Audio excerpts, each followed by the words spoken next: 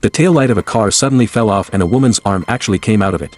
She wiggled her arm vigorously to attract the attention of passersby, as she was kidnapped by the man driving the car. Soon her actions were noticed by the driver behind her, who first chose to call the police, and told the police the current location and the license plate number of the robber. Through the car registration information, it was found that the license plate number was forged. The kind-hearted driver wanted to go up to see what the robber looked like, and the operator on the phone hurriedly blocked it, but still let the robber alerted, only to see him hit the direction directly out of the highway. The woman kept looking out through the gap, but found that there was not a single car on the road at this time. She picked up the paint bucket in the trunk and poured it out through the gap a little. She wanted to leave a mark on the way.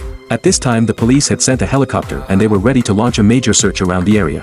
Finally, at the traffic light intersection, a driver saw the paint in the trunk behind the car. Suspicious, he also kindly went up to remind the robbers.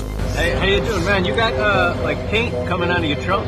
Hearing this, the robber immediately panicked. He parked the car next to a side road and then opened the trunk. Just when the robber wanted to daze the woman again, and the driver who had just kindly reminded him followed at this point. Because he felt that the broken taillight and the flow of paint was a bit strange, the robber hurriedly threatened the beautiful woman to keep quiet and told the passerby that a screwdriver had punctured the paint. Although the robber was muddled, but the driver noticed the anomaly through the rearview mirror of the car. But when he took out his cell phone and was ready to call the police,